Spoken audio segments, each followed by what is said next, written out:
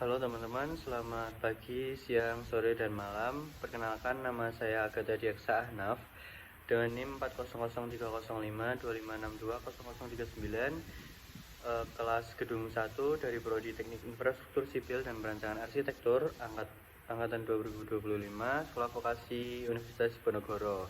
Nah, pada kesempatan kali ini saya akan menjelaskan tentang konsep dan penerapan water passing dalam proyek konstruksi pada mata kuliah Ilmu Ukur Tanah. Nah, topik ini penting karena dalam setiap proyek konstruksi kita membutuhkan data ketinggian atau elevasi yang akurat agar pembangunan sesuai perencanaan.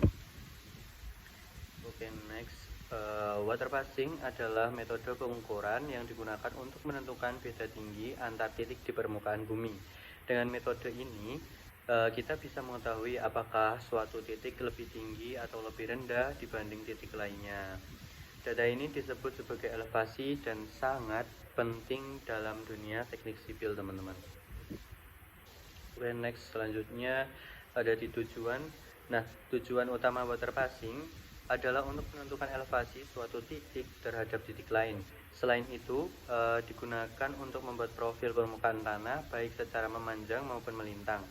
Data ini sangat dibutuhkan dalam perencanaan jalan, drainase, maupun bangunan agar konstruksi tidak salah tinggi. Water passing juga membantu mengetahui kemiringan tanah atau slope.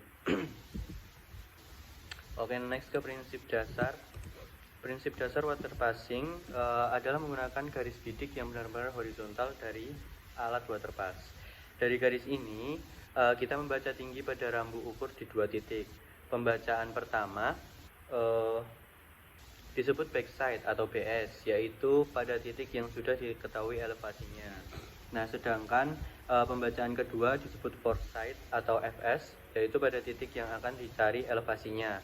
Nah, untuk rumusnya tersendiri yang digunakan adalah elevasi akhir sama dengan elevasi awal ditambah BS dikurangi FS.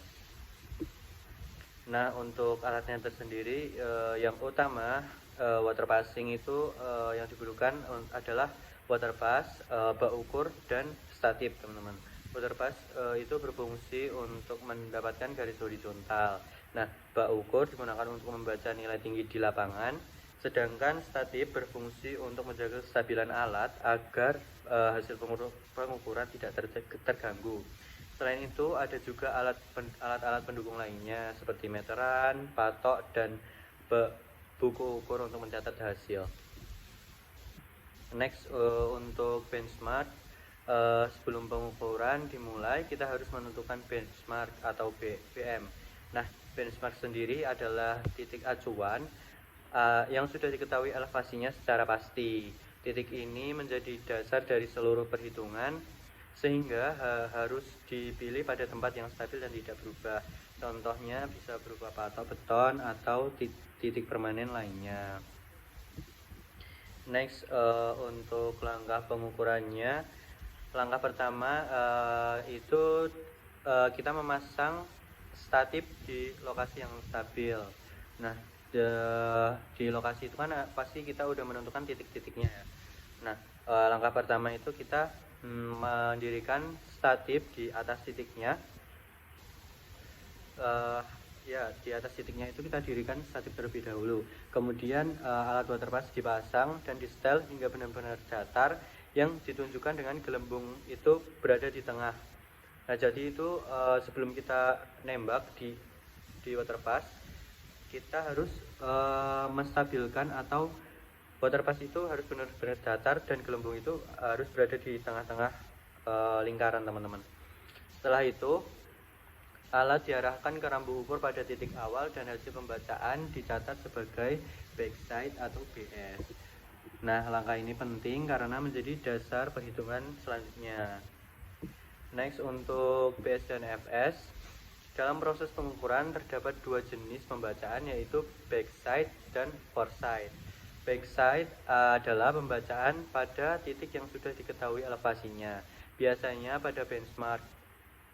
Nah, sedangkan foresight adalah pembacaan pada titik yang belum diketahui elevasinya. Perbedaan keduanya sangat penting karena BS digunakan sebagai acuan, sedangkan Fs digunakan untuk menentukan tinggi titik baru. Oke, next pada beda tinggi. Perhitungan beda tinggi merupakan inti dari water passing. Nah, beda tinggi dihitung dengan rumus delta H sama dengan Bs dikurangi Fs. Nah, jika hasilnya positif, berarti titik tersebut lebih tinggi atau naik. Nah, sebaliknya, jika hasilnya negatif, berarti titik tersebut lebih rendah atau turun. Oke, next untuk contoh perhitungan.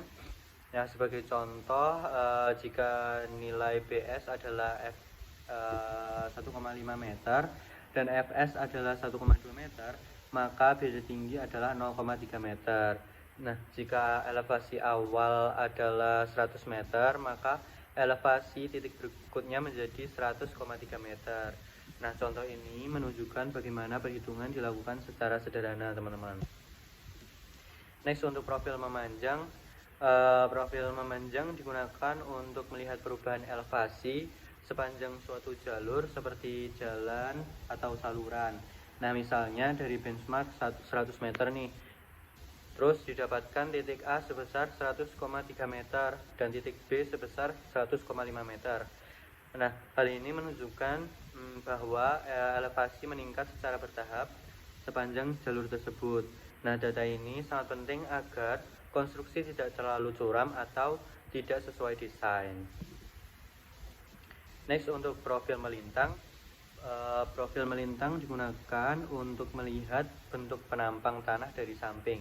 Nah, misalnya dari titik tengah 100 meter diperoleh titik kiri 99,8 meter dan titik kanan 100,2 meter.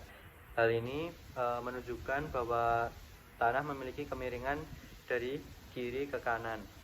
Nah, data ini biasanya digunakan untuk menghitung volume tanah galian atau timbunan, teman-teman. Next, untuk manfaat. Water passing sendiri memiliki banyak sekali manfaat dan dalam proyek konstruksi, teman-teman. Nah, apa aja sih manfaatnya? Manfaat water passing itu, nah, diantaranya itu ada untuk membantu menghasilkan desain yang lebih presisi, menghindari kesalahan elevasi, dan meningkatkan efisiensi pekerjaan di lapangan. Nah, itu adalah manfaat dari beberapa manfaat dari water passing, ya teman-teman. Nah, kita masuk ke kesimpulan. Dari penjelasan tersebut dapat disimpulkan bahwa water passing adalah metode yang sangat penting dalam teknik sipil. Nah, metode ini digunakan untuk menentukan elevasi secara akurat dan sangat berpengaruh terhadap keberhasilan suatu proyek konstruksi. Jadi itu tadi penjelasan seputar water passing dari saya. Apabila masih banyak kekurangan dan kesalahan, mohon dimaafkan. Sekian dari saya dan terima kasih atas perhatian dari teman-teman. Wassalamualaikum warahmatullahi wabarakatuh.